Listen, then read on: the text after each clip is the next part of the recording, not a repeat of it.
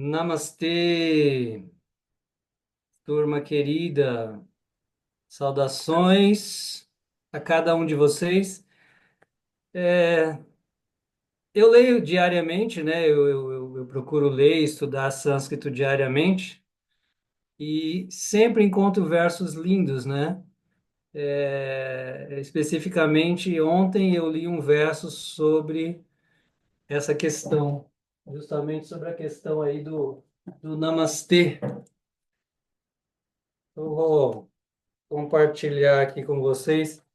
Como isso está tão arraigado, né? Não é por acaso que até hoje na Índia, especialmente no norte da Índia todo, esse é um cumprimento onipresente, né?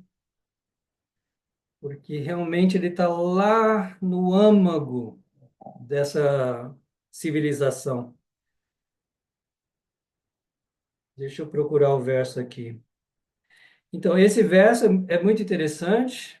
Quem tá é o verso do extraído do livro do Bhagavata Purana, um dos Puranas, talvez o mais famoso Purana, que deu mais histórias, assim, mais difundido, cujas histórias são mais difundidas em toda a Índia.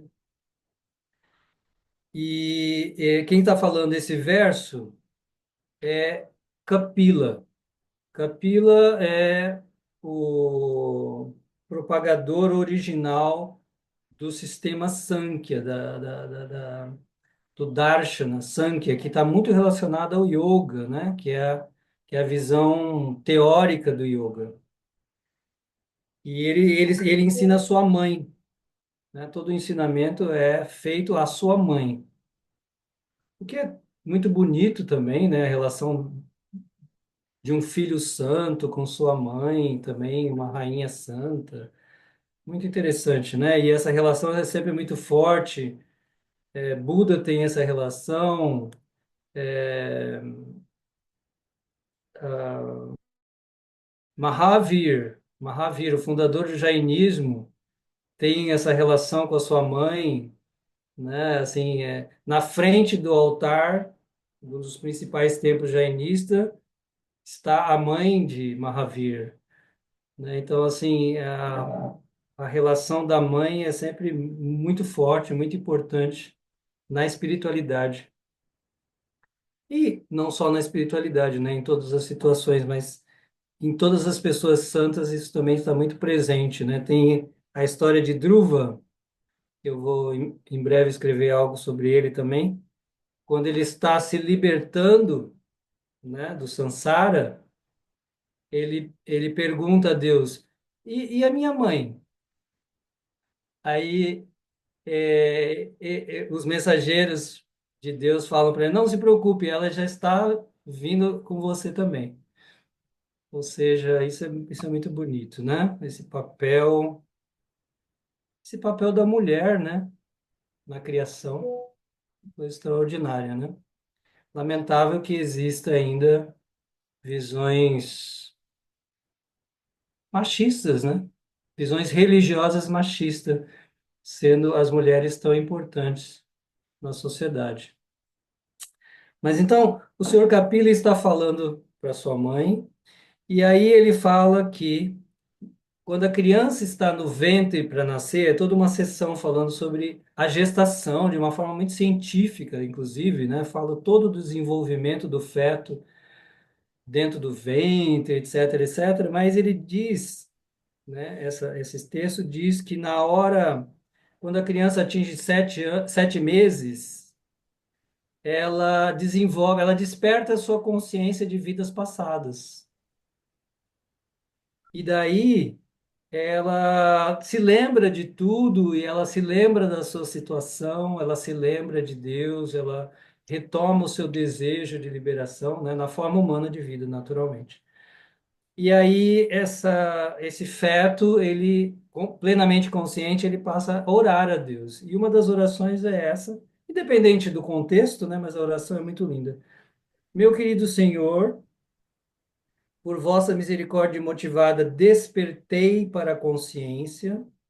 Embora tenha apenas 10 meses de idade, né, quando está próximo do parto, Não tenho como expressar minha gratidão por essa misericórdia imotivada do Senhor, o amigo de todas as almas condicionadas, senão por orar com as mãos postas. Né? Isso é muito bonito, aparece muito, tem muitos versos sobre o Namastê, em que o orante ele diz: Olha, eu não tenho outra forma de expressar minha gratidão, minha devoção, a não ser postar minhas mãos e dizer Namastê.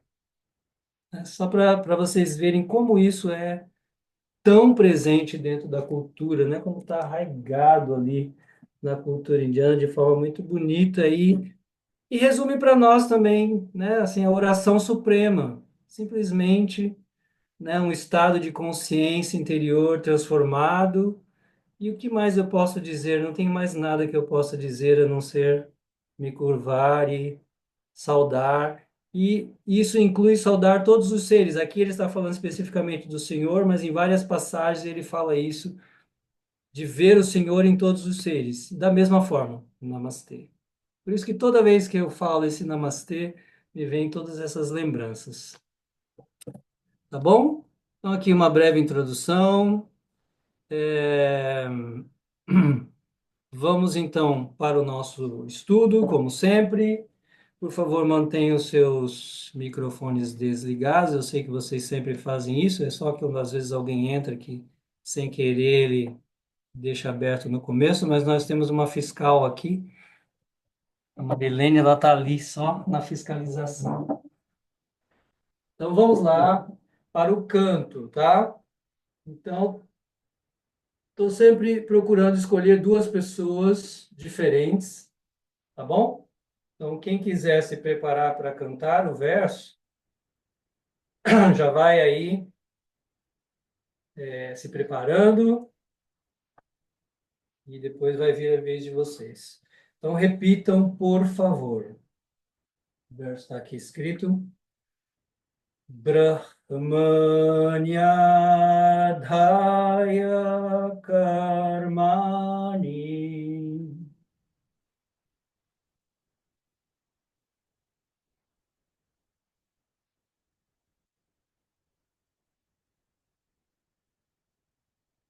Brahmanyadhaya karmani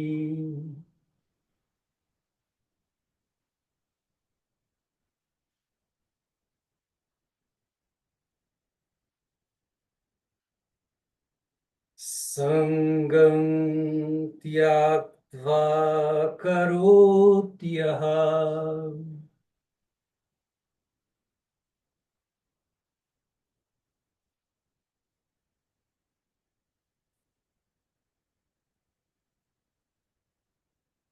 sangam tyaktva karotyaha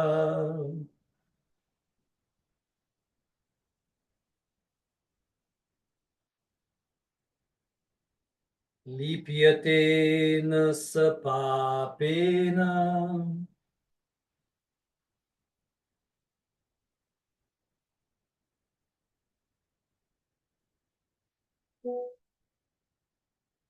lipyate na sapapena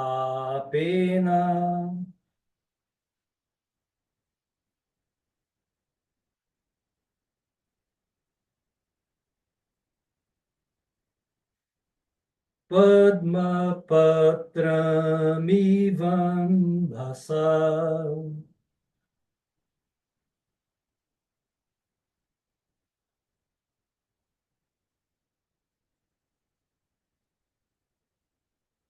padma patramivam bhasa.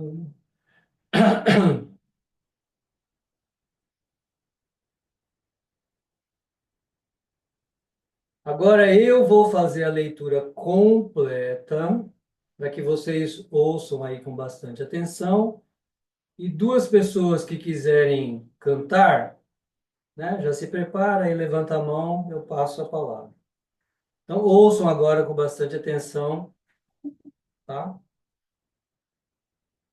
Brahmanyadhaya karmani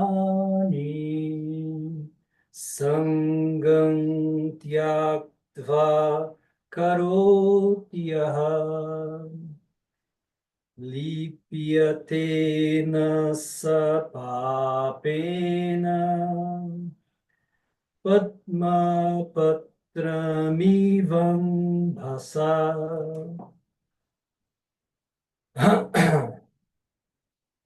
Vamos lá, duas pessoas aí. Eu vi que a Vandineia levantou a mão. Se quiser começar, Vandineia. Tá. É mais para treinar, porque faz tempo que eu não participo, né? Mas vamos lá. É, Brahmani. Vou começar. Junta tudo, Brahmani. ó, junta tudo. Brahmanyadhaya karmani. Tem que juntar, Brahmanyadhaya. Tá. Brahmanyadaya karmani. Sangam Chaktva Karoti Yaha Li Lipyate Nasapapena Padma Patramivam Basa. Eu tô fora do ritmo, né, na real. Ah, tá, mas você sempre cantou muito bem. É que você tá meio. Você teve uns dias sem poder participar. Mas você sempre cantou muito bem e tua pronúncia tá boa, tá bom? Os fonemas estão bem, só foi a melodia mesmo que não pegou direito, mas vamos continuar treinando aí. Quem Ok. mais? Carla? Vai lá, solta a voz. Não tô te ouvindo, Carla. Não. Alguém tá ouvindo a Carla? Não, não estou ouvindo. Dá um jeitinho aí, Carla. Vê aí se não tem algo para fazer.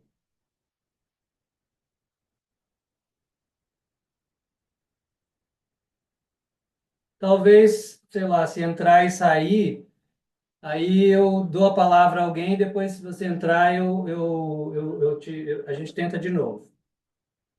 Vamos ver aí, quem mais aí? Ah, Kátia, isso, Kátia. Pode ser, professor. Vai lá. Brahmanyadhaya karmani sangam tyaktva karotyaha lipyate nasapapena padma patramivam bhasa. Ah, muito bom. Kátia sempre grande cantora.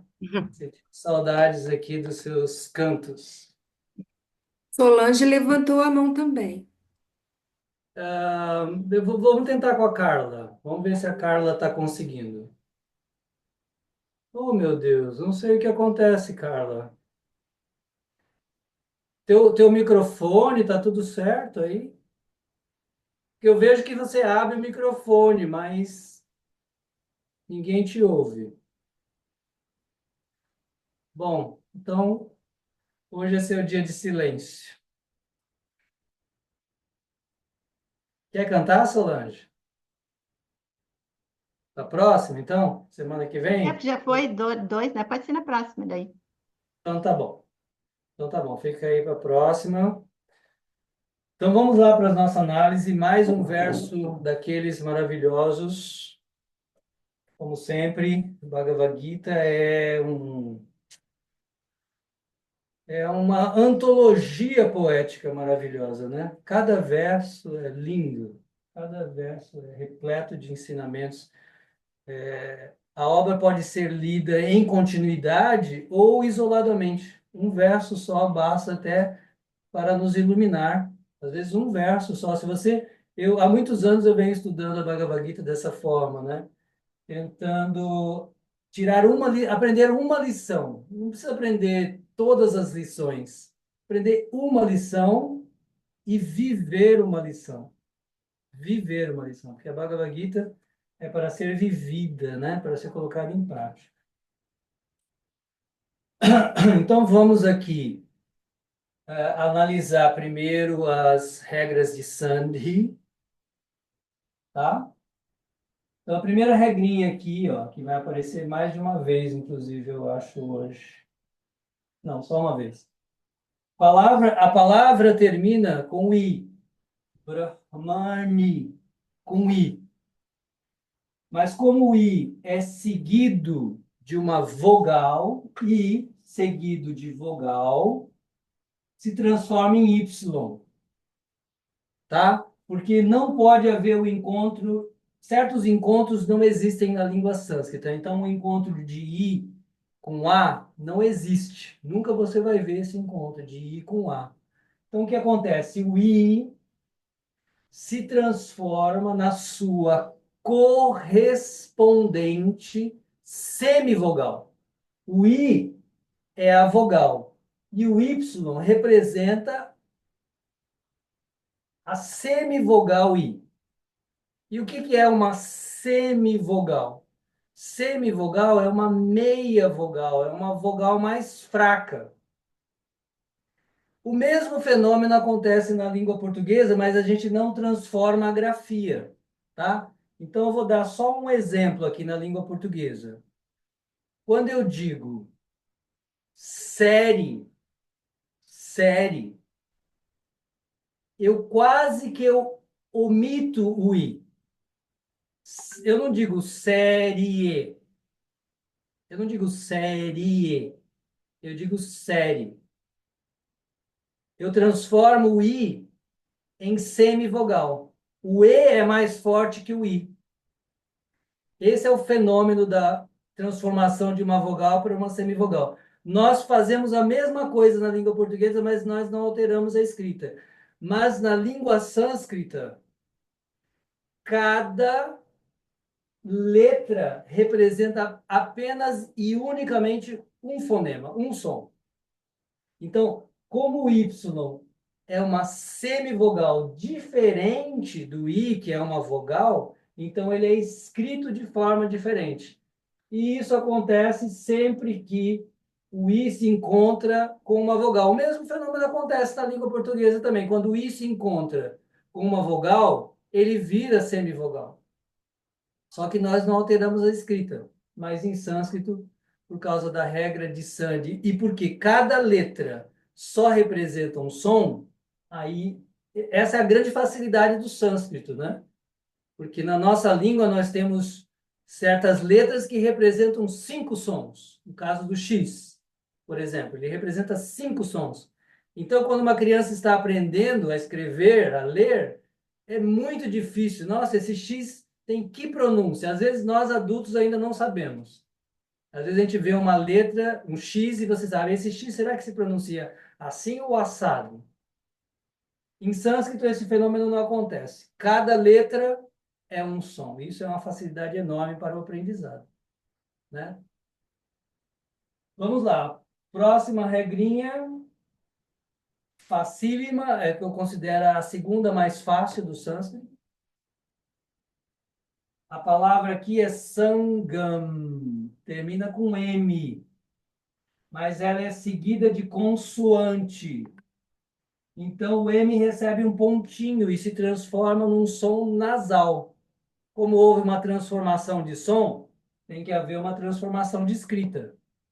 Sangam é pronunciado com os lábios fechados. Sangam. Quando eu ponho o pontinho, vira sangam, nasal. Gam, gam, gam. Mudei a pronúncia, mudou o som, mudou a escrita. Então, aparece esse pontinho para indicar. A regra é simplíssima. Sempre que M é seguido de consoante, ele recebe um pontinho em cima e vira nasal. A nasal correspondente do grupo, sem querer complicar mais. Vamos para o próximo aqui, ó. Aqui já um exemplo da mesma regra, como funciona a mesma regra. Palavra terminada com M. Patram. Os lábios fechados. Patram. Só que o M é seguido de uma palavra que começa por vogal. Então, nós juntamos o som. Também por regra de Sand, eufonia. Sempre que a palavra termina com M, começa com vogal, você junta. Então, por isso nós dizemos pa, pa, tra, mi, vam, bhasa, mi. Eu tenho que pronunciar mi, certo? Assim como no português arcaico, português de Portugal, malestar. Não como nós dizemos aqui no Brasil hoje, né? Mal-estar. Ah, estou sentindo um mal-estar. Na verdade, eu pronuncio como U. Eu não pronuncio como L. Aí eu digo mal-estar. Mas em Portugal, em algumas regiões do Brasil, as pessoas juntam malestar, que é o mesmo fenômeno. São tudo resquícios lá do Sandi, dessas regras de eufonia. E tem a outra regrinha, as duas mais fáceis, né? A regra do M, seguida por vogal que permanece M, M seguido de consoante que se transforma em vogal, em nasal. E a outra regra facílima são dois As que se encontram, que se transformam numa crase, que é um fenômeno que existe na língua portuguesa também. Dois As que se encontram, vira uma crase. É aqui, ó. Iva Ambhasa. Pela regrinha de Sandi, Ivan Bhasa. Dois As que se encontram, viram um alongo. Certo? Certo, gente? Tudo bem? Isso aqui são as primeiras regrinhas, aquelas mais habituais mesmo. Acho que são essas só hoje.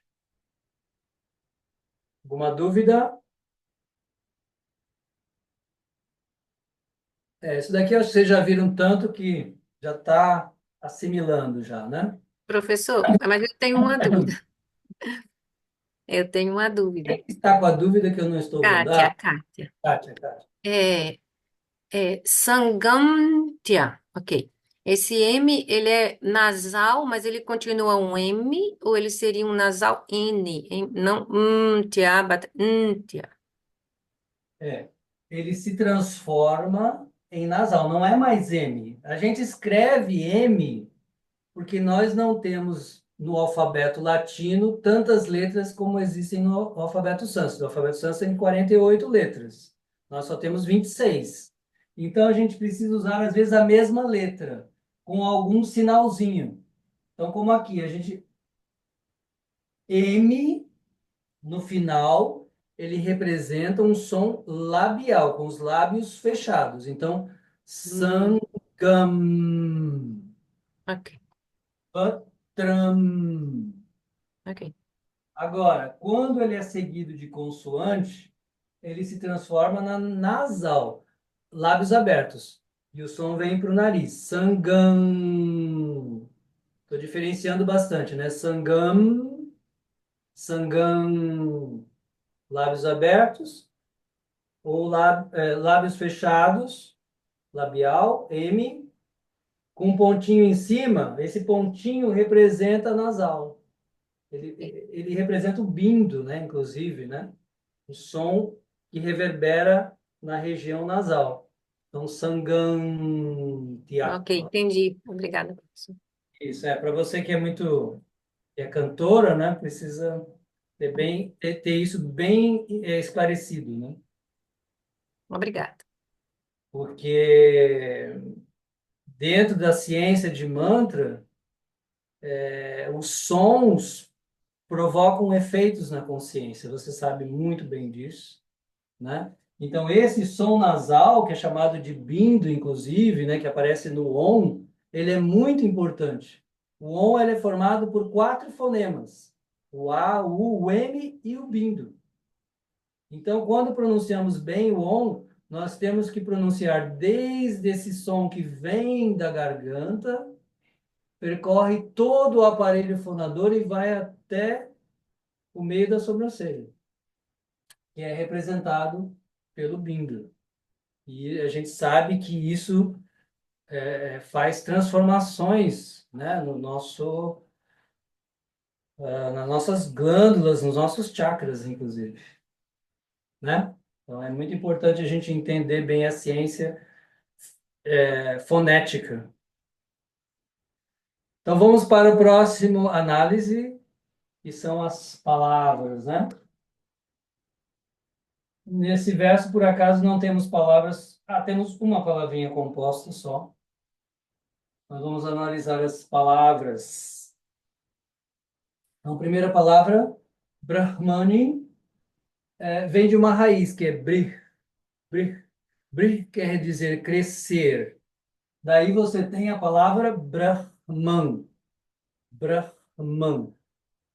Que os ingleses costumam traduzir como the great, o grande, o grandioso, né? Porque Brih quer dizer crescer. Então, Brahma é aquele que cresceu muito, né? Então, Brahman. Mas em teologia, filosofia, Brahman é comumente traduzido como o Espírito Supremo, impessoal, tá bom? Ou seja, é um termo que se refere a Deus em seu aspecto impessoal, diferentemente de Bhagavan, por exemplo, que é o mesmo Espírito Supremo em sua forma pessoal, quando ele se manifesta numa forma pessoal. Tá bom? Então, o Brahman é o Espírito Supremo onipresente, inefável, onisciente, onipotente, etc., etc., mas que é imperceptível, né? Que está em toda parte, mas não pode nem ser expresso em palavras e nem ser percebido pelos sentidos. Então, esse é o Brahman. Daí, esse izinho que aparece no final, Brahmani, ele vai criar o caso que a gente chama de locativo, que é um adjunto adverbial de lugar, no Espírito Supremo. Esse I aqui, eu sempre tento ser um professor primário, né? Então, explicar tudo da forma bem primária. Esse I que aparece aqui, ele representa a função da palavra.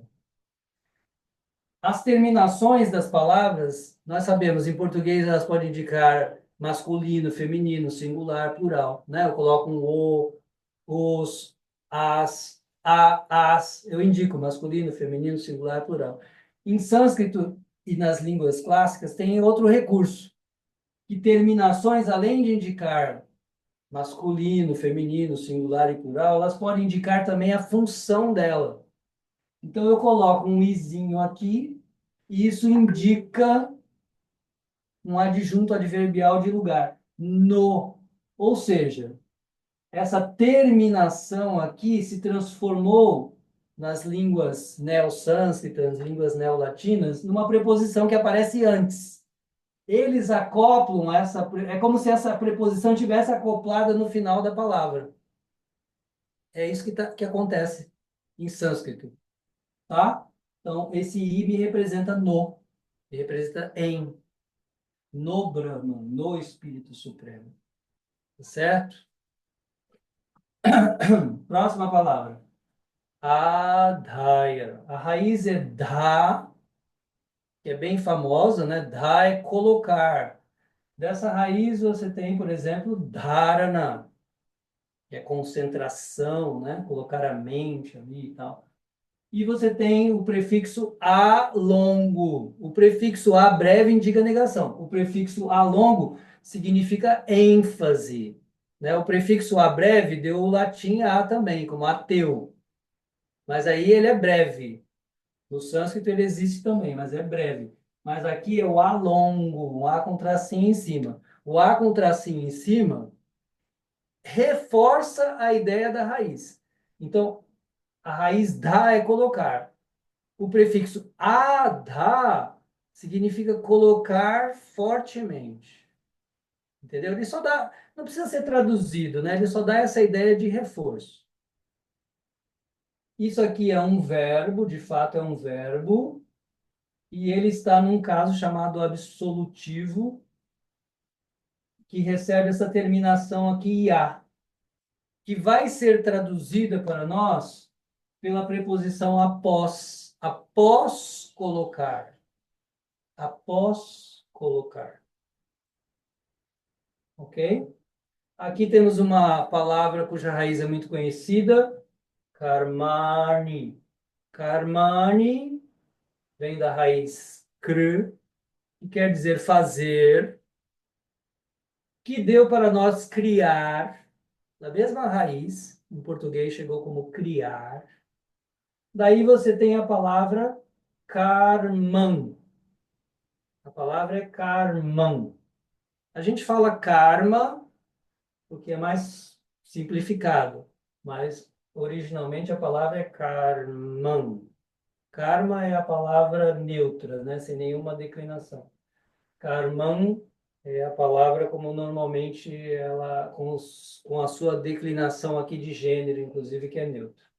Então, karman significa ações, né? Se kri é fazer, agir, karman é uma ação. Daí você tem o sentido derivado, que é a lei da ação e reação, etc. Essa é aquela lei bem conhecida.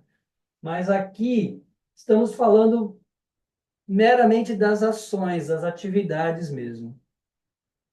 Está aqui no caso plural, né? Aqui já é o i, aqui nesse caso me indica o plural, por isso atividades. O plural de karman é karmani, atividades. Tem muitos plurais em sânscrito, né? Muitas formas de representar o plural. Sangam, sangam, a raiz aqui é sanj, porque existem duas palavras que se expressam da mesma forma, né? Se escrevem da mesma forma. Uma delas vem de sanj, quer dizer apegar-se, e a outra vem de sangam, que quer dizer ir junto. Mas sangam aqui é apego. Sangam da raiz sam, gan, significa companhia, ir com, né? Ga é ir, que deu go em inglês. Sang quer dizer junto. Então, sangam é ir junto. Quem que vai junto? Uma companhia, né? Alguém que vai com você. Daí a gente tem muito a expressão satsanga. Satsanga. A companhia, sangam, a companhia dos sats. Quem são os sats? Sats são as pessoas boas, literalmente é isso. Literalmente, sat significa bom, pessoa boa, pessoa honesta, pessoa correta, gente do bem, a gente falaria hoje no mundo contemporâneo, né? Isso é um sat, que também é eterno, né? Ou também pode ser uma pessoa santa. Tudo isso é sat, mas bem literalmente sat são as pessoas boas. Satsanga é a companhia das pessoas boas. E em yoga Professor, significa um encontro, né, de pessoas boas. Quem perguntou? foi eu, Ieda. É que eu já vi essa palavra escrito com GH, é errado? Sanga, com Não, não é GH. errado. O budismo usa muito essa palavra com um GH, tá? Mas ela está registrada, inclusive, no sânscrito também, tá bom? Então não chega, não há nenhum erro, não, tá bom? Mas o mais tradicional no sânscrito é assim. Talvez por influência do budismo, que é uma religião que surgiu na Índia há 2.500 anos, então ele pode ter, inclusive, influenciado o sânscrito. Não sei dizer, mas eu sei que o dicionário registra também a forma com GH, tá bom? Que é muito mais usada no budismo do que no hinduísmo. Embora a gente veja também. Então, Sangam vem de Sanj, aqui é diferente, Sanj. Sanj quer dizer apegar-se, Sangam, um apego. Próxima palavra, tyatva, vem da raiz tyaj. Tyaj. A raiz tyaj é abandonar, renunciar. Daí você tem, por exemplo, Tiag. Tiag. Tiag é um renunciante, né? Tiag é uma pessoa, um renunciante. Tiag, Tiag é quase sinônimo de sannyas, mas é usado comumente como sinônimo, mas eles têm uma diferença gigantesca de significado.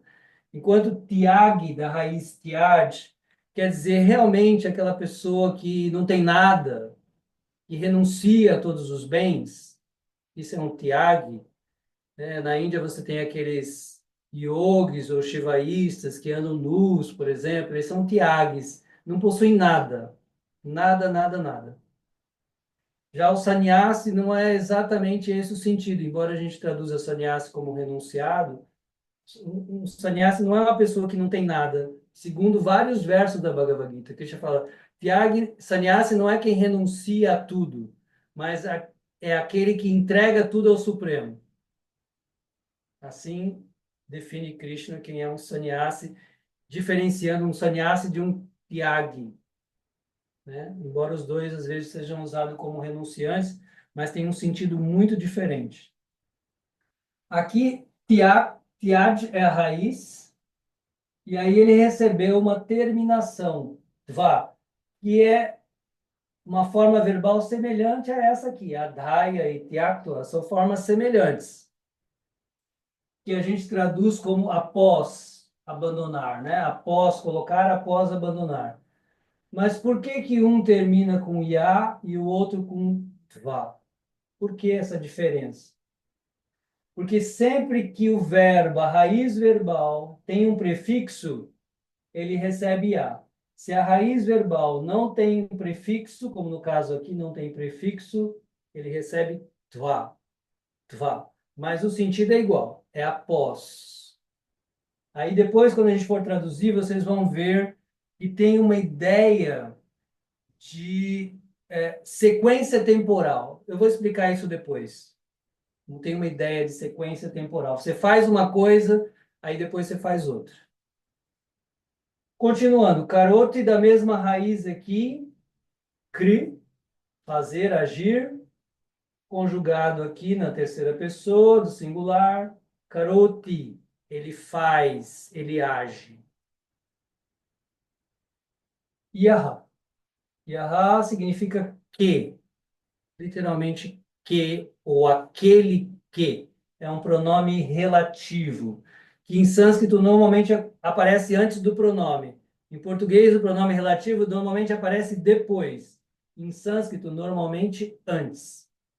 Eu vou explicando por partes, depois eu conecto todas as ideias, tá bom? Lipiate, olha, que apareceu aqui no verso passado. Estão lembrados? Alguém lembra de lipiate? Apareceu no verso passado. Raiz lip, manchar, macular, sujar. E daí você tem o verbo conjugado aqui na terceira pessoa da voz passiva, lipiate. Então, o ia aqui no meio indica voz passiva, o te me indica a terceira pessoa. Ou seja, em sânscrito, você vai colocando um monte de terminaçãozinha depois da palavra e isso vai tendo muitos significados. O que que a gente faz em português? A gente desdobra isso, né? A gente vai desdobrando em mais palavras. Ou seja, eu preciso de mais palavras na língua portuguesa para expressar a mesma coisa. Olha aqui, ó. Brahmani. Em uma palavra eu preciso duas, né? Ou três, no espírito. Adhaya, após colocar. Onde está o após? Aqui.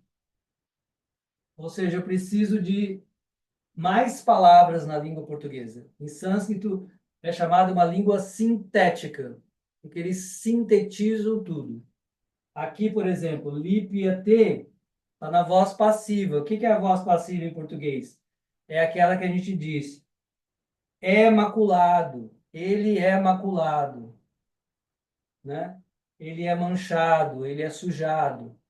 Em sânscrito, eu digo isso tudo com uma palavra só. Lipiate. Na significa não. Sa. Pulei aqui uma regrinha de Sandy. Tem uma regrinha de Sandy aqui. A palavra é sa. Sah, sah, que quer dizer ele. Sah quer dizer ele. Sa, longo, sa, quer dizer ela. Sah, sah, quer dizer ele. Sa, quer dizer ela. Só que aqui é uma regrinha de Sandy um pouco incomum. Toda vez que o Sahá aparece no meio de uma frase, ele perde o H. Aí não é por uma questão de nenhuma outra palavra, é porque é uma regra quase que exclusiva para o Sahá. O Sahá sempre perde o H no meio da frase, tá bom? Aqui, próxima palavra, papena. Essa palavra aqui vem de papa. Papa. Ela não tem uma raiz assim muito explícita, que se saiba, mas quer dizer erro, ou também no dicionário você encontra como pecado, é o antônimo de púnia. Tem duas palavras que aparecem muito comumente, púnia e papa. Púnia, papa. Que são, a gente poderia traduzir como virtudes e vícios. Punha e papa. Virtudes, punha e papa, vícios, né? Ou então atividades pecaminosas, atividades piedosas, ou, ou erro também.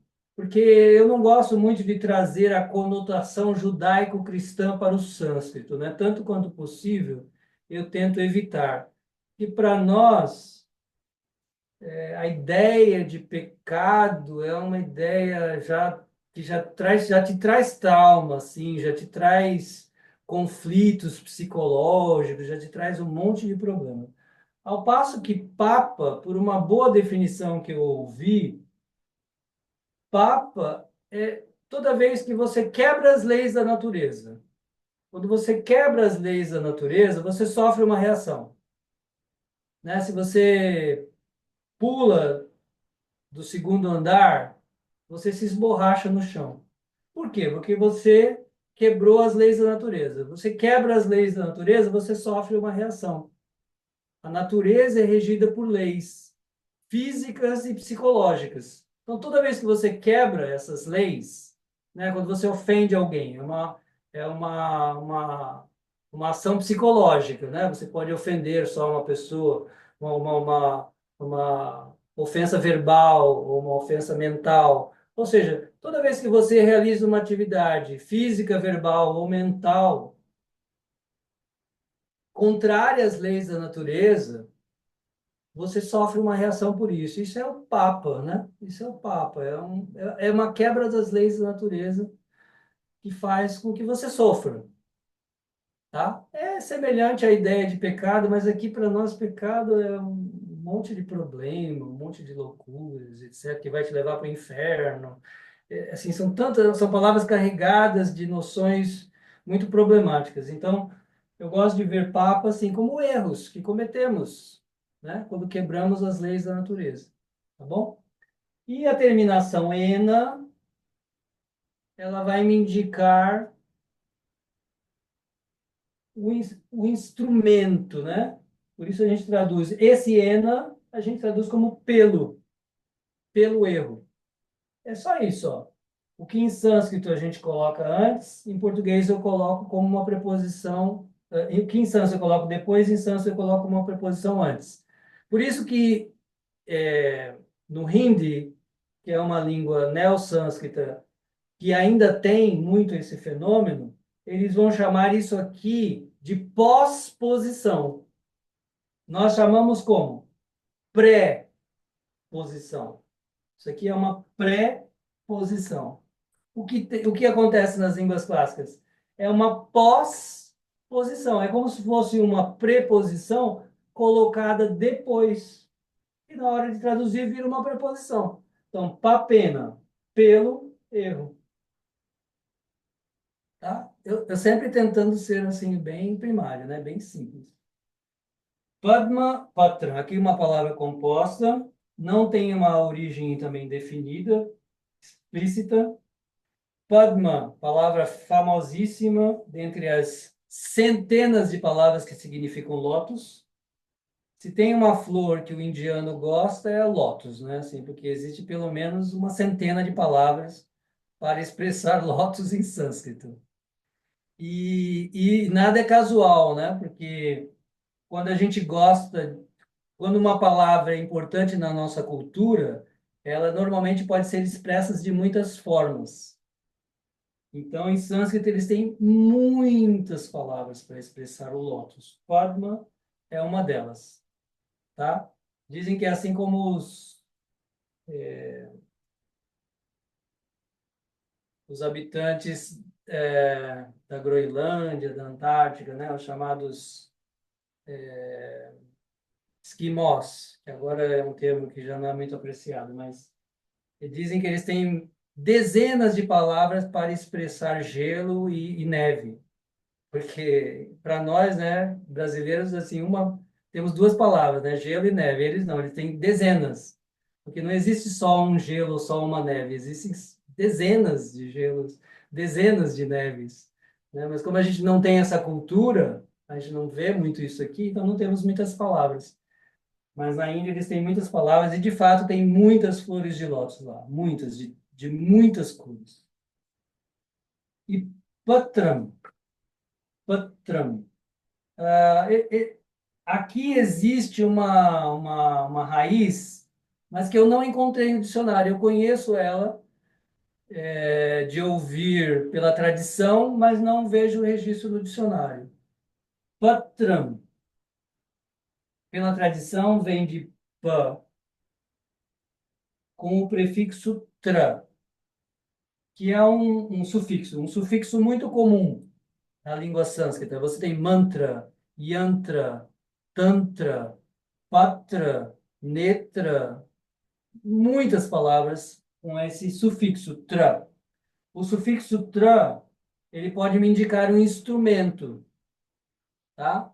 Então, mantra, um instrumento para a mente. Ou tantra, um instrumento para tecer. Sutra, um instrumento para costurar. Netra, que é olho, um instrumento para guiar, né? Então, você tem muitas palavras com essa terminação. E você tem patra, que é um instrumento para beber, porque pa é beber. Então, patra é um instrumento para beber, porque, na verdade, patra literalmente significa uma pétala, uma folha, que até hoje na Índia existem folhinhas que eles usam como colher. Então, existe até hoje folhinha para se beber, que eles fazem assim uma folhinha que você consegue beber com aquilo. Então, patra é um instrumento para beber, né? Que quer dizer uma folhinha, quer dizer uma pétala, né? Que às vezes tem o formato de uma colherzinha. Então, patra é uma pétala. E Padma Patra, então, uma palavra composta, como eu sempre falo, que a gente traduz de trás para frente. Normalmente, pétala de lótus. Pétala de lótus, né? A gente sempre faz esse recurso, de trás para frente. Pétala de lótus. Iva, uma palavra que significa como, tal qual, que nem.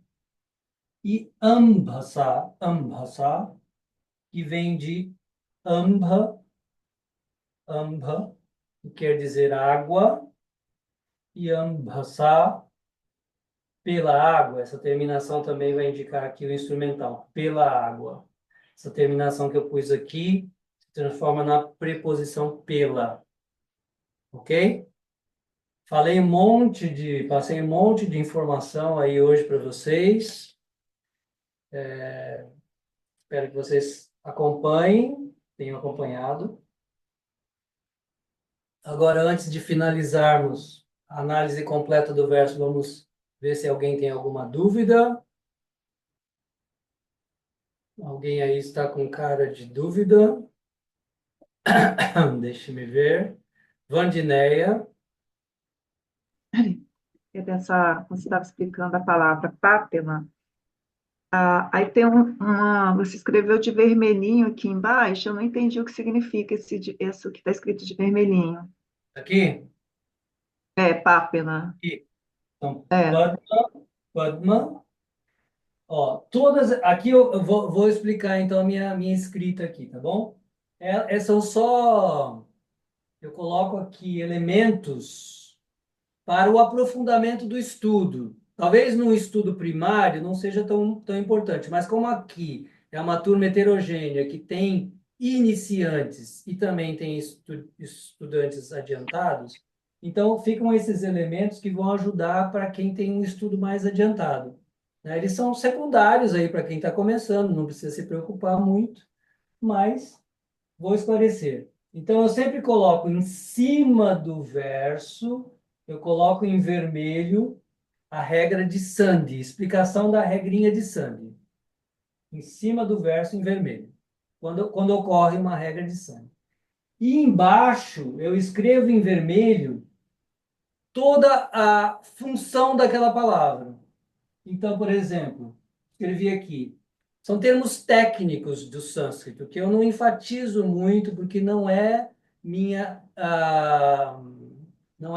estratégia, não é minha metodologia martelar a gramática. Eu vou colocando a gramática de forma homeopática, sem muita dor, entendeu? Porque o que mais afasta o aluno do ensino de letras é a gramática. Então a gente tem que ser muito delicado com a gramática, senão o aluno fica assim, ele se descabela, não entende e só complica, tá bom? Então gramática, na verdade, é um estudo bem adiantado, então ninguém precisa esquentar a cabeça com isso ainda. Então aqui são elementos que explicam a função dela. Então é um locativo, singular, neutro, etc. Aqui a forma do verbo é absolutivo. Aqui que você me perguntou, eu escrevi palavra não declinada. Não declinada. O que que quer dizer mas uma palavra é isso que eu. não declinada? Nas palavras compostas, só é, só é declinada ou só recebe a terminação no final a última palavra. Todas as palavras do composto, um composto pode ter duas palavras, três palavras, quatro palavras, cinco palavras, 20 palavras. Em sânscrito pode haver um composto com 20 palavras, todas elas ligadas por hífen. Aí o que acontece? Todas as palavras do composto, elas permanecem na sua forma neutra, sem transformação nenhuma. Tá bom? Aí a gente chama isso de não declinado. Tá bom? Mas a minha Mas não dúvida, sofram por gramática, por favor. eu entendi que eu só não sabia que em cima era a regra de Sand e embaixo era a função. Isso, eu não sabia dessa distinção. O que eu não entendi é o que está escrito, tá? Parece que tem um I, um N, um S, um T. É porque eu tenho que escrever pequenininho, né? Muita informação, por isso eu escrevo pequenininho. Então, Mas eu vou te dar uma dica, Vandinéia, ó, vou te dar uma dica para você. Obrigado ah, pela pergunta, porque é uma oportunidade de eu esclarecer para a turma. E se você procurar lá na apostila, vai lá na apostila, que lá na apostila está tudo escrito. tá. Talvez lá fique mais claro para você entender. Lá tem o significado de cada Toda essa abreviação. informação está lá também. Toda essa informação está lá escrita, tá Aqui o bom? NST significa, o S significa o quê? Aonde você está falando? Embaixo do pápina tem você falou que é não declinável, na sua forma Não neutra. declinada, não declinada. Isso, não declinada. É isso. O S significa o quê? Não tem S aqui, ó. É N ponto Tem DTCL. NST ponto singular, o N também não entendi o que significa o N. Aqui, né? Aqui está falando. No pápina. Patrão. Pápina. Pápina, pápina. Aqui é o instrumental singular neutro. Tá. Aham. Mas Tá bom. não encasqueta. com gramática, tá bom? Não encasquetem com gramática. Eu estou convencido, inclusive eu aproveito a oportunidade para convidar vocês para o simpósio de sânscrito que vamos realizar em Nova Gokula. Eu O vou. o meu tema será por que não ensinar gramática na escola, tá bom? Gramática só afasta os alunos, tá Eu acho bom? importante a gramática. Para mim, auxilia muito. Ela é boa para o aluno adiantado. Para o aluno iniciante, ela é motivo de queimação, assim, ele quer fugir da aula. Tá bom? Gramática é um ensino adiantado que no começo de um estudo só prejudica. A gente tem que vai aprendendo devagarzinho, tá bom? Vai aprendendo ele devagarzinho no Mas a começo. minha dúvida era só mesmo o que estava escrito, mas eu vou Tá. procurar Mas na foi uma apostila. oportunidade excelente para eu esclarecer aqui. Uhum. Obrigado. Ah. Eu estou vendo a Sundaranga ali com a mãozinha já há meia hora lá. Então, professor, é porque eu não entendi bem a explicação que o senhor deu da última palavra, esse Ivambaça. Porque aí só tem aqui a tradução, como pela água. Mas você podia repetir esse Ivambaça? Ó, só. Iva, Iva, palavra Iva significa como, no sentido assim, parecido, como, igual, etc. Aí a outra palavra é ambassa. A palavra amba significa água. Amba, Ah, tá. amba. Daí você tem uma palavra derivada dessa que é ambuda. Ambuda. O que é ambuda? É a nuvem. Por quê? Porque ela dá água. Ambu dá. Ambu dá. Dá é dar. E ambu, ou ambo, significa água. Então, que dá água. Quem é que dá água? A nuvem. Ambu dá. Então, amba é água. E ambaçá, essa terminação é aquilo que eu expliquei várias vezes aqui hoje. São as terminações das palavras que me indicam a sua função, que eu traduzo pela preposição pela. Essa terminaçãozinha eu traduzo pela preposição pela água, ok? Certo, professor, muito obrigada pela explicação. Nada. Agora vamos para a análise completa. Vamos ver a mensagem desse verso. Qual é a mensagem que ele tem a nos dar? Como é que a gente faz essa análise? A gente faz sempre pelos verbos, tá bom? A gente faz pelos verbos. Que verbo a gente encontra aqui? Primeiro, eu vou colocar os verbos chamados principais. Karoti, depois o outro, lipiete. Temos dois verbos aqui, são chamados principais. E temos dois verbos que são secundários, adhaya e yakva. Então, assim, temos dois verbos principais e dois verbos secundários. Dois verbos principais significa duas frases, duas orações. Então, temos uma oração aqui, temos uma frase aqui, que é o primeiro verso, e temos uma frase aqui, que é o segundo verso.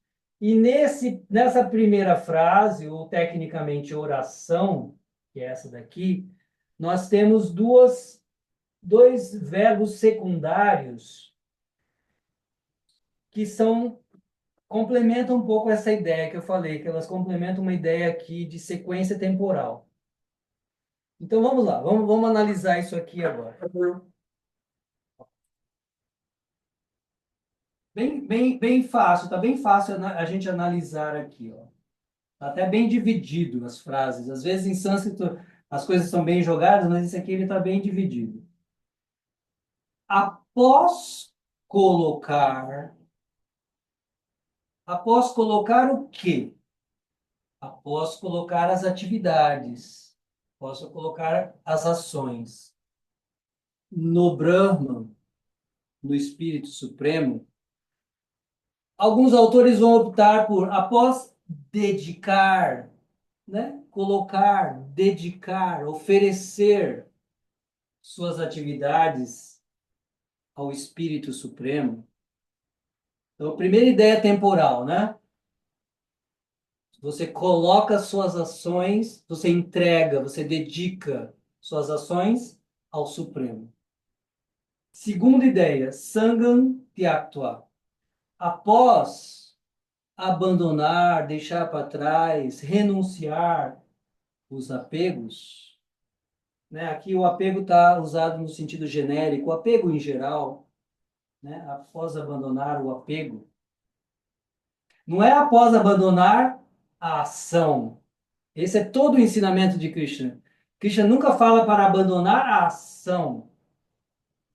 Você abandona o apego ao resultado da ação, não a ação em si. Nunca você renuncia à ação. Você renuncia o apego, porque nós somos muito apegados aos resultados das nossas ações. Então, Krishna fala, após entregar suas ações ao Supremo, tendo abandonado, né, após abandonar o apego aos resultados dessas ações, aquele que age, essa é a primeira frase. Então, aquele que age como? Ele age depois de fazer isso, né? Tem uma sequência temporal. Então, ele dedica suas ações ao Supremo, ele abandona o apego aos resultados das ações, aí ele age, aí ele atua. Então, a atuação, a mensagem ativista de Krishna, né, de que devemos ser ativos no mundo, é com um estado de consciência. Qual é esse estado? Entregando todas as suas ações ao Supremo e abandonando o apego. Aí, essa pessoa aqui, né, aqui é um pronome relativo, essa pessoa que age dessa forma, ele que age dessa forma, ele não se macula, ele não se contamina, ele não se suja pelo erro, pela reação kármica. Porque todo karma toda ação tem uma reação, que pode ser punya ou papa, boa ou má. Toda ação tem uma reação, boa ou má. Então, toda a preocupação de Arjuna, né, o protagonista aqui da obra, com quem Krishna está falando, ele era uma pessoa muito consciente da sua cultura, da sua filosofia. Então, ele era muito preocupado com as reações do karma, porque toda ação tem uma reação. Então, ocupar-se numa guerra seria uma ação horrível. Então, eu vou ter que pagar por essas ações ruins que eu cometi. Agora, Krishna vai ensinar a lei do akarma, como agir sem incorrer em reação. De que forma? Dessa forma aqui. Quando você entrega suas ações ao Supremo, você faz tudo como uma oferenda ao Supremo, sem se apegar ao resultado. Por quê? A reação vem do apego ao resultado. Você faz algo esperando algo em troca. Aí você fica atado pela lei do karma. Quando você abandona o apego, daí você não tem que sofrer a consequência, porque você não fez uma ação esperando uma consequência, esperando um resultado. Por isso você não tem o resultado. Por isso essa pessoa não se macula, não se contamina pela reação kármica. Eu gosto muito de traduzir papa como reação kármica ruim, porque existe reação kármica boa e existe reação kármica ruim. Aqui ele está falando especificamente da reação kármica ruim. Então, tal pessoa não se macula pela reação kármica ruim. E para completar, Krishna traz uma imagem muito bonita, que é muito famosa, né? Inclusive, muito famosa.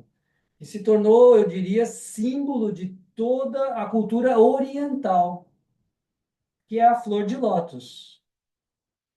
Porque ele vai usar aqui uma metáfora, aqui no final é uma metáfora.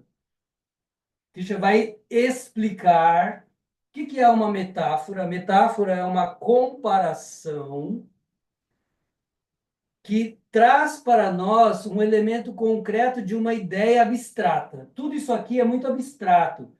Lei do karma, reação, etc, etc. Isso é uma coisa abstrata. Krishna, a metáfora traz o quê? A metáfora ela traz uma imagem concreta para a gente entender o ensinamento abstrato. O ensinamento abstrato que Krishna está querendo colocar é esse aqui, que é a forma de você não sofrer as reações kármicas dos seus erros é entregar tudo para o Supremo, dedicar todas as suas ações ao Supremo, abandonando todo o apego aos resultados. Essa é a forma de você se livrar das reações kármicas. Agora, ele traz isso com uma imagem concreta, e a gente chama isso de metáfora. Tal como a pétala de lótus não se macula pela água, não se molha, né? Então aqui ele traz essa imagem para Arjuna. Arjuna, haja como uma flor de lótus que está na água, mas não se molha. Essa é a arte que Krishna vem ensinar aqui, que eu falei, se transformou numa imagem, né, num símbolo imagético de todo o Oriente, porque o lótus até hoje no Oriente representa esse estado de consciência por meio do hinduísmo, do budismo, do jainismo, de todas as religiões que nasceram na Índia. O lótus é isso. Ele é lindo, né? E ele está em contato ali com a superfície da água, ou seja, ele está no mundo, mas ele não se molha, ele não se macula, ele não se suja. E aí Krishna está falando, seja como a flor de lótus, né? Esse é o grande ensinamento que Krishna traz aqui nesse verso, cheio de imagens poéticas, né? Figuras de linguagem. Tá bom? Então é isso aí, essa mensagem. Espero que tenha ficado claro. O que mais importa aqui, de fato, da minha opinião, o estudo de línguas é para apreciarmos a literatura, né? Assim, a não ser com algumas exceções, existem pessoas que são gramáticos natos, eles amam gramática por natureza. É uma questão de um chip linguístico que a pessoa tem na cabeça. Algumas pessoas são assim. Normal, muito bom também. Mas realmente a gente estuda a língua para entender uma mensagem. E mais do que isso, né, como diz um estudioso, a mensagem da Bhagavad Gita ela não é uma informação, mas ela é para transformação, né? Para a gente parar e pensar e avaliar nossa vida e ver o que há de prático nisso, né? Por que que essa obra é tão magistral, intemporal, universal? Porque até hoje ela toca todas as pessoas em todas as partes do mundo, em todas as épocas. Porque isso aqui pode ser muito bem aplicado e é uma forma de viver feliz no mundo, porque do contrário é o enredamento, é o sofrimento com as reações das suas ações, etc, etc. Então, é uma forma de viver leve neste mundo, eu diria. Tá bom? Deixa eu colocar meus óculos aqui para enxergar melhor vocês agora. Deixa eu ver as Professor, caras.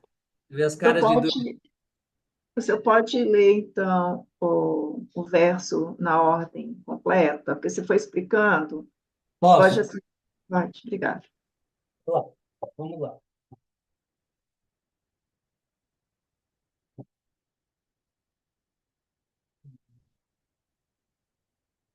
Após colocar, após entregar, é que só um esclarecimento. Eu coloco aqui o sentido mais raiz da palavra, mas aí tem os seus derivados, né, que às vezes caem melhor. Então, após entregar, dedicar as atividades ao Espírito Supremo, após abandonar o apego, que aí está implícito, em toda a obra está implícito que é o apego aos resultados das ações. Aquela pessoa que age dessa forma, né? Ela não se contamina pelo erro, pelas reações kármicas negativas. Assim como uma pétala de lótus não se molha, né? Tá, aqui também está implícito, não se molha pela água, tá bom? Grata. Essa é uma imagem muito famosa, né? Que a gente usa muito, às vezes, de forma diferente. Hoje em dia a gente fala, ah, assim como a flor de lótus, que nasce na lama, mas não se suja. Que também é verdade, né? Uma metáfora, ela é assim, ela é muito rica de significados. Podemos, ficar refletindo muito sobre uma metáfora, né?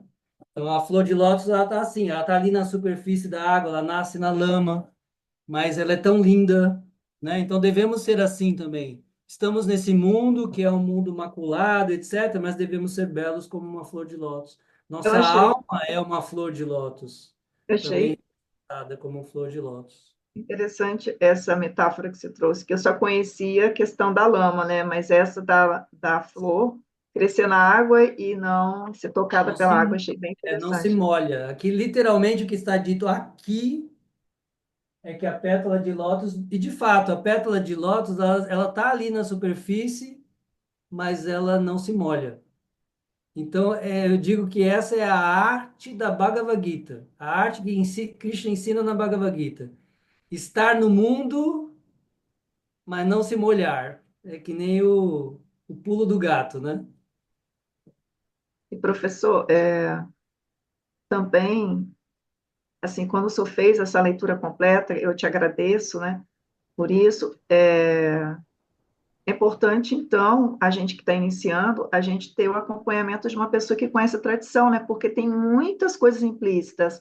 Porque para eles a cultura é tão assim do dia a dia deles que eles não precisavam explicar tantas coisas que já faziam parte da natureza deles, né? E para a gente que é do Ocidente, é importante ter alguém, no seu caso, né, é o senhor, para a gente entender, porque realmente é bem profundo, né? Muito, Não quero dizer que seja eu, mas o eu sânscrito sei, ele não pode ser aprendido pelo dicionário apenas.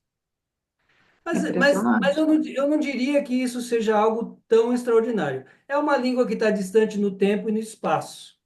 Então, sem conhecimento do contexto e da cultura, a gente não pode apreciar completamente. Então, a gente precisa, de fato, de um professor que conheça o contexto e a cultura. Do contrário, realmente, como eu já vi algumas pessoas que estudam sânscrito apenas pelo dicionário e fazem, assim, interpretações totalmente absurdas, porque se você conhece um pouquinho da cultura, fica claro o que quer dizer, né? Então, é muito importante que no sânscrito a gente. Porque é uma língua que está distante no tempo e no espaço, né? Até para a gente entender uma língua que está aqui contemporânea nossa, né? Como o inglês, por exemplo, às vezes, só pelo dicionário você não consegue entender uma frase em inglês. Você precisa de um contexto, né? Você precisa de alguém que tenha conhecimento, como eu ouvi de uma tradutora, né? Tradutora de filmes, que era ela tinha que traduzir shrimp popcorn. E ela ficou assim, mas o que que é um shrimp popcorn? Ou seja, uma pipoca de camarão, literalmente, né? Ou seja, era impossível entender. Ela não sabia o que era isso porque ela nunca tinha visto o que era isso. Entende? Mas se uma pessoa é dos Estados Unidos, ela vai saber, né? Uma pipoca com sabor de camarão. Ou seja, você às vezes precisa conhecer o contexto de uma língua contemporânea nossa, hein? Uma língua que está sendo falada agora. Imagina uma língua, né, de 5.000 anos em outra parte do mundo. Mas eu acho que com o auxílio de um orientador, do professor, as coisas podem ficar bem claras, né? Mas isso é fato. Em sânscrito a gente precisa, mas eu não diria que essa é uma exclusividade do sânscrito, eu acho que toda língua precisa disso, tá bom? Professor, Ou eu todas as posso. Ah, escrituras, desculpa, né, a professor? Solange, eu estou vendo a Solange com a mãozinha Não, ali. Depois já eu te não sei passo a onde é. palavra, tá, Kátia? Desculpa. Deixa eu ver onde é que eu acho isso aqui. Tá, Eu não, a gente concordo passa. Em seguida eu te passo com a a palavra. Vandineia. Eu concordo com a Vandineia que realmente com o professor, né? A gente vê todas essas tradições, as escrituras, né, com o professor. Essa é a tradição que a gente tem estudado, né, de professor para aluno.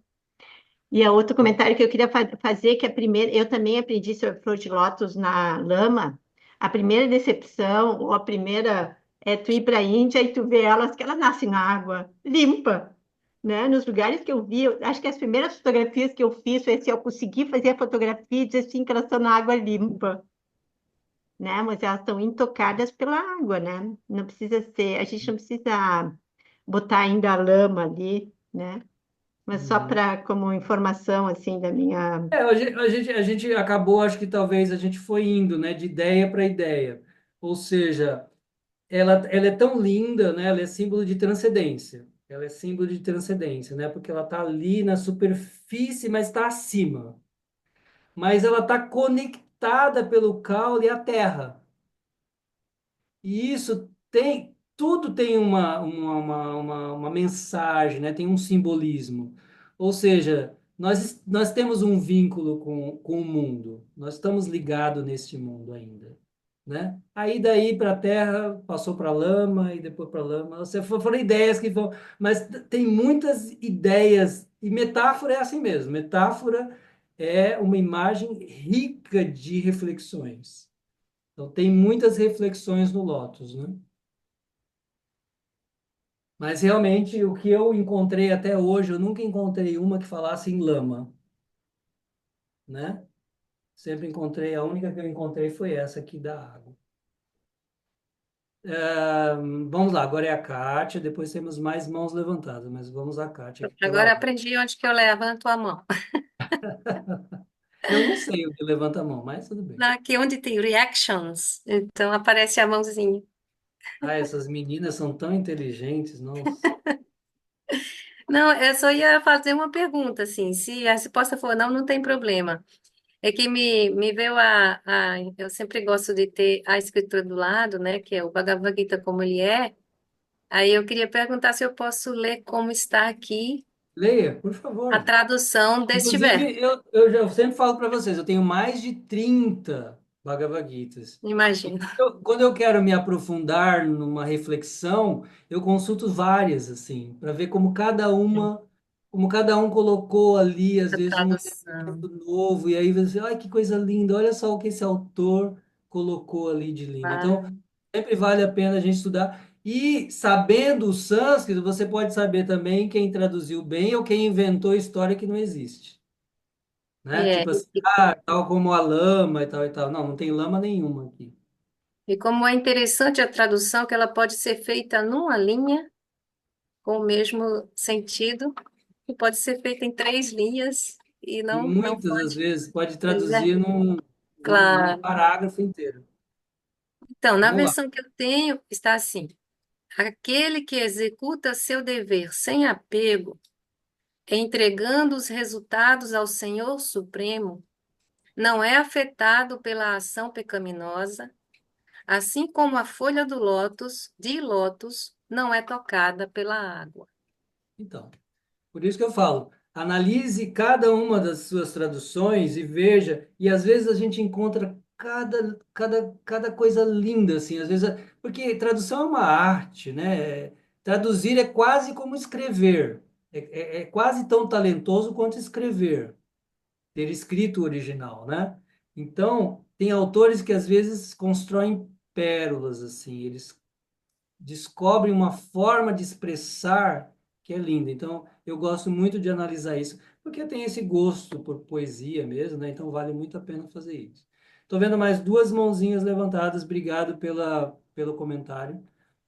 Para a gente concluir, vai, vamos lá, vamos concluir aí. Sundarangi. Então, professor, eu só queria assim fechar assim, porque assim, muito poético, como o senhor falou, essa figura de linguagem que Krishna usou, fazendo uma comparação com a pétala de lótus. Mas assim, eu pensei, a grande lição aí é como colocar nossas atividades no Supremo e abandonar o apego ao resultado, né? Abandonar esse apego. Então, essa é a grande lição, né? Saber Essa é a como. grande lição. E que eu traduziria poeticamente como ser como a flor de lótus.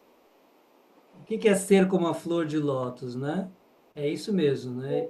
Imaculado, puro, transcendental. Como se faz isso?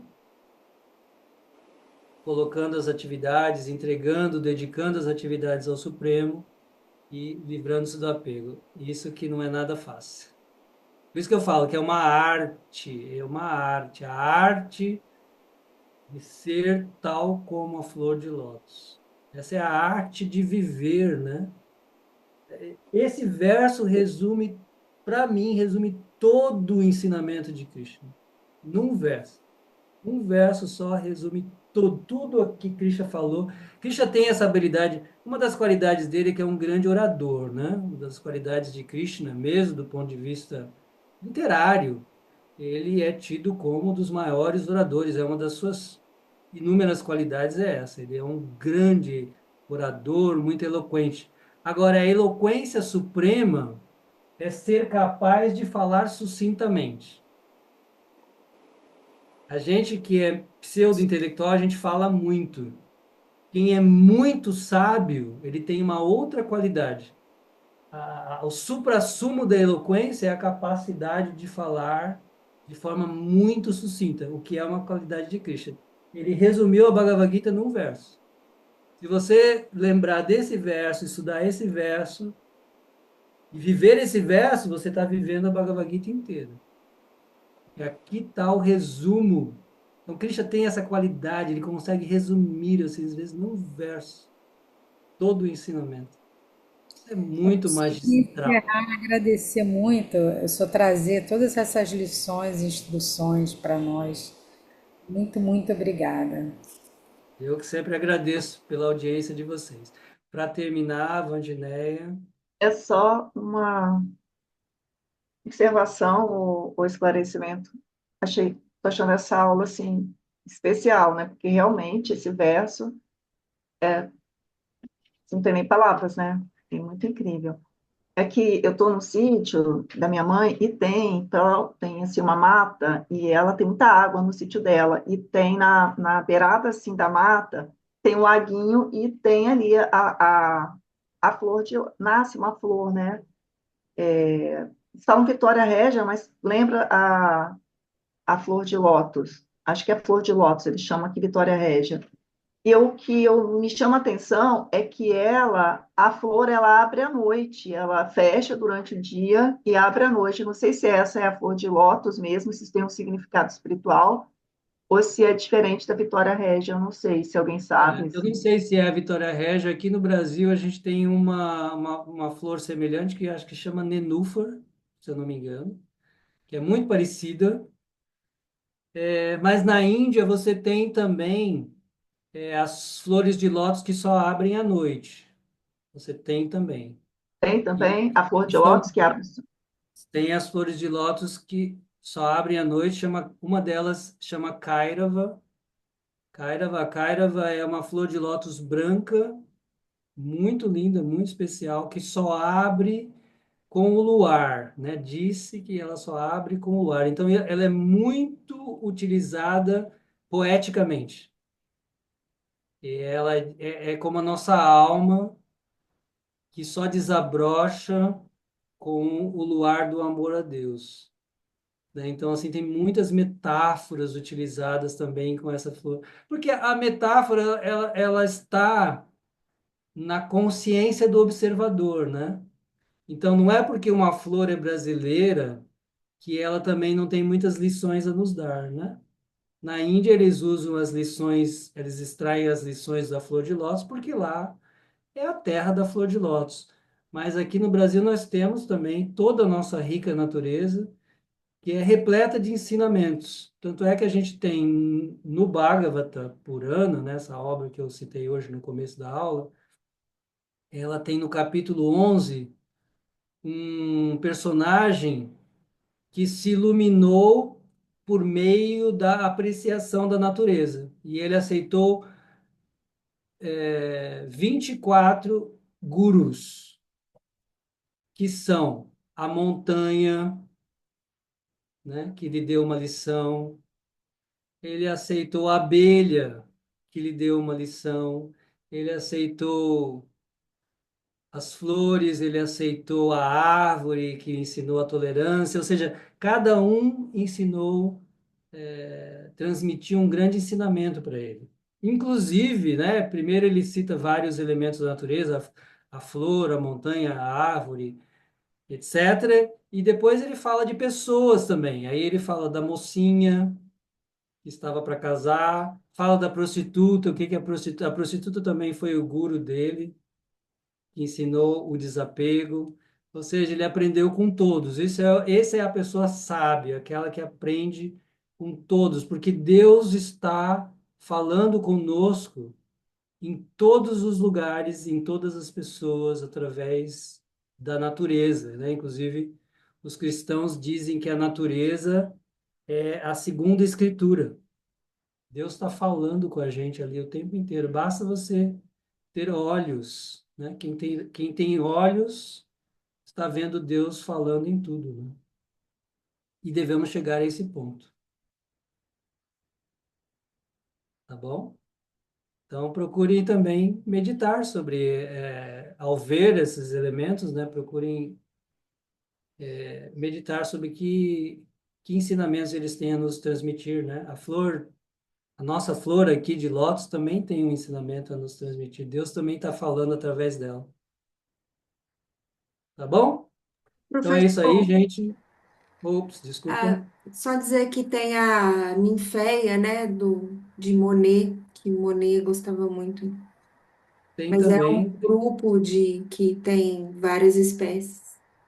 sim, sim, é verdade. A nossa eu tenho que pesquisar, depois eu compartilho aí o que eu pesquisar com vocês. Se vocês pesquisarem, também pode compartilhar. Tá certo? E dizer também que não tenho palavras para agradecer quanto esta aula é maravilhosa e o senhor e a turma, a não Ah, vocês, ser postar as mãos. vocês são muito gentis, vocês são muito gentis. Eu que agradeço sempre, é por causa de vocês que eu me esforço para dar o meu melhor. Muito, muito obrigado. Excelente fim de semana, como eu sempre digo, aproveitem intensa e sabiamente procure levar esses ensinamentos, viver esses ensinamentos no seu dia a dia, com as pessoas com quem você convive, etc. Seja como a flor de lótus, tá bom? Muito, muito obrigado. Até a próxima. E Obrigada. temos mais um encontro e eu vou dar continuidade para quem quiser é, com o tema de Jnana Yoga, o Yoga do conhecimento, né? Acho que a semana que vem a gente termina um breve estudo sobre o Karma Yoga, que estamos estudando aqui, e continuamos já na sequência por mais um mês com o Jnana Yoga, o Yoga do conhecimento. Depois mais umas fériasinhas, tá bom? Para vocês não ficarem já agitados. Quando é que vai ter férias? Aí mais um mês de Jnana Yoga, Yoga do conhecimento, depois umas fériasinhas, tá bom?